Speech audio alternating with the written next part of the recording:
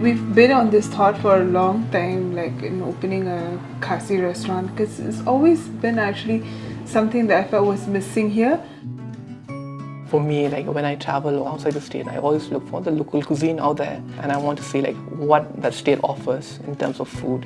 And I know that when people they come to our state, also they come with that with that mentality. As we're able to serve like Meghalayan cuisine, we're also able to use the produce from the market. We're able to use all the ingredients that are seasonally available, locally available. So that's one way that we're able to preserve tradition and also preserve grains that are not available all year round, since we have a menu that's changing every day.